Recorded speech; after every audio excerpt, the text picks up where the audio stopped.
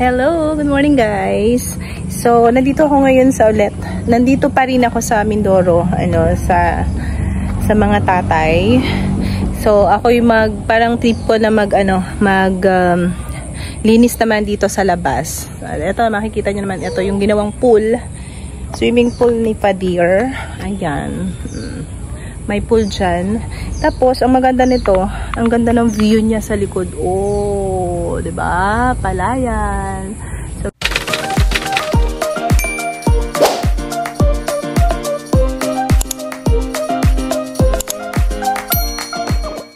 ayan yung view niya. Ayan. Walang tubig ngayon. Siguro mamaya, lalagyan ulit siya.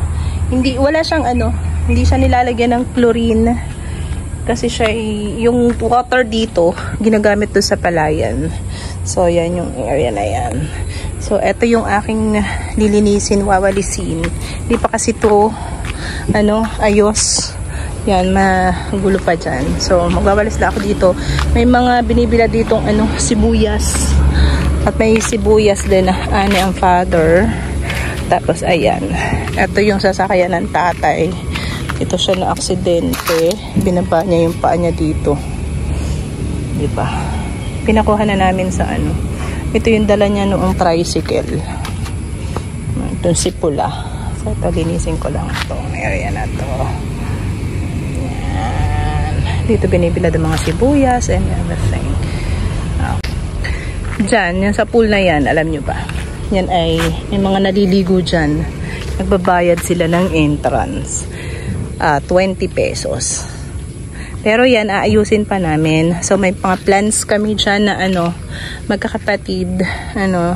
Ayusin tong unahan na to. Tapos, nakabili na actually ng pantaklob doon. Para hindi siya mainit kapag ka naliligo. Basta, marami pang plans dito. Okay, so this is it. Let's go!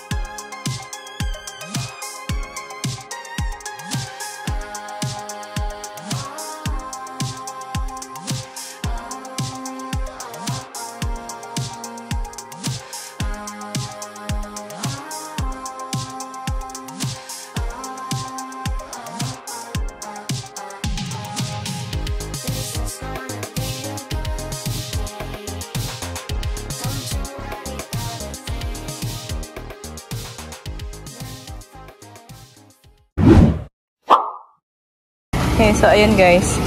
May mga nalinis-linis na naman ako. So, buntot-buntot. Dadakotin ko na lamang yan. Ayan, medyo nagliwa-liwanag naman ng konti. Okay, ayan. Ito. Oh, diba? Namiss ko yung din dito. Kasi nung nasa sa Isla Verde ako, ang lawak din ang aming minawalisan. So, ayan. Diba? Medyo linis-linis. Ng konti. Dadakotin ko na lang.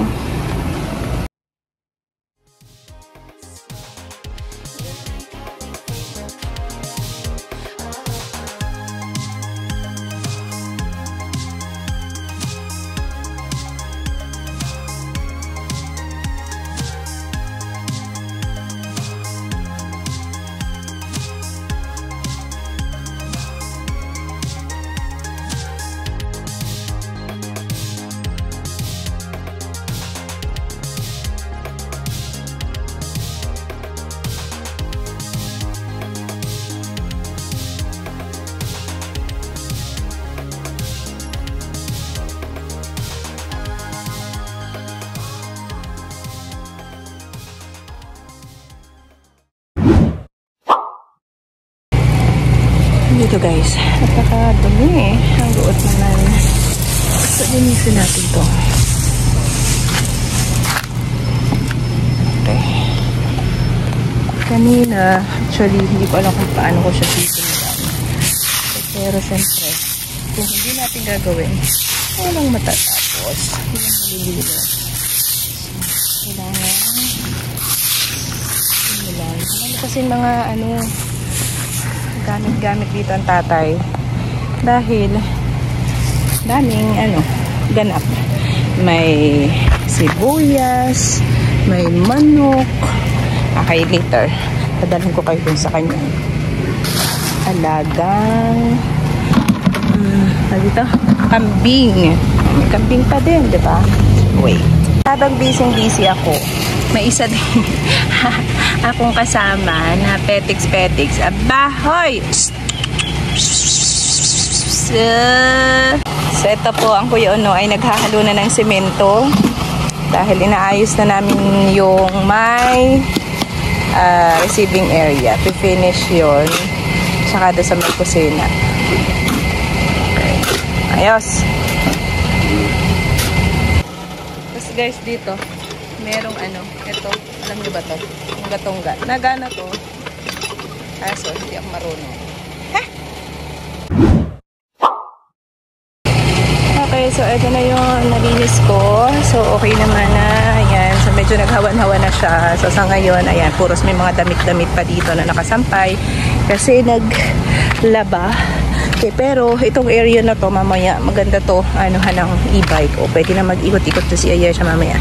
Kasi malinis na naman yung area na yan. Ayan. O, diba? Medyo naghawan-hawan. Ayusin ko na lang yan later. Yung mga tayo ng mga gamits. Okay. Then, pakita ko sa inyo yung alagang kambing ng pader.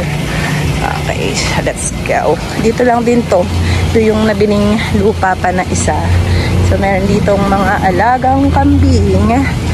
Ayan, dyan. O, diba? May akyatan, tapos may bubong. Tapos yun, yung malaking yun. Ni! Ayan, may malaki. Ayun. Yung isa pa doon. Cute. Very farm. Me! Tumatugon siya sabi ko yun. Yun. Hi, mga mi! Ayan.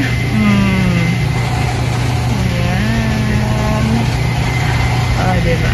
Yung iba nakaakayat doon sa may bato. Ano ba yun? Merong bumbong kasi ang kambing takot yan sa lamig. Ayan.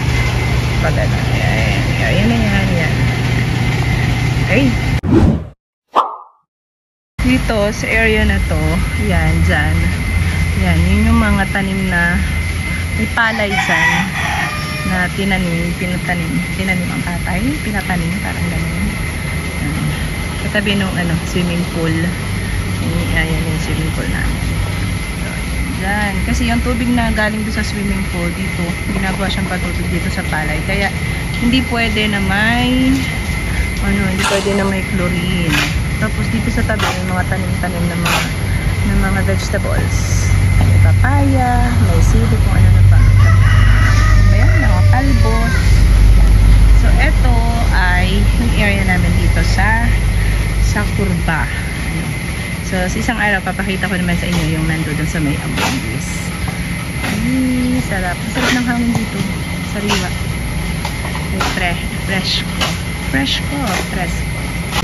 Habang ako busy, arin naman isang ari. Aba! Hi, Mingming! Naligo na siya. Wala lang. Andyan lang siya. Nakabantay si Mingming. Hoy! Yan, si Mingming.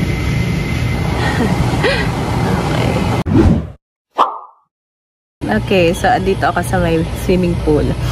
Makwento ko lang guys, So before pa na maaksidente ang tatay, so nagawa na siya nitong swimming pool na to para sa kanyang mga apo. Dahil tutuwa siya na pag-uwi din namin dito, makita niyang masaya ang kanyang mga apo, di masayang-masaya na rin siya. So, bago ma-aksidente ang tatay, so natapos niya naman to. Actually, hindi pa to talaga tapos kasi may mga po siya, marami pang plano dito, tsaka ito dito sa may baba na to. Marami pang gagawin dyan.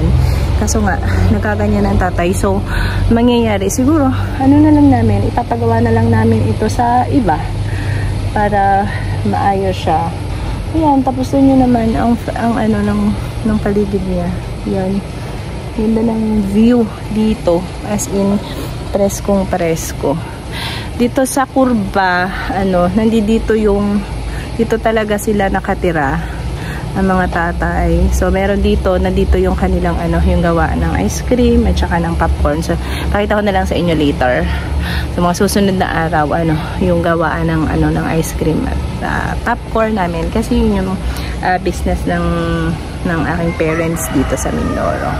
Dalawa na lang sila nandito. So, ang kasama nila dito yung mga pinsan ko. Ayun. Pero wala na siyang kasama dito mga anak kasi nga lahat kami nasa sa Batangas na. Nakakatuwa lang na kapag ka nandito kami, talagang as in bukid yung hitsura niya. Although may mga naman, mga sasakyan, maraming kasama dito. Ayan. Mga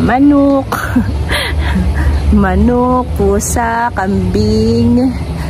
Ayan, tapos eto, bukid. Maganda rin doon sa sa Amugis, pero ito yung dito sa may kurba. Diba? Ito pansamantala nilagyan na to para hindi yung mga dahon-dahon. Pero alam nyo, may naliligo dito. Upay mga yun dito, 20 pesos.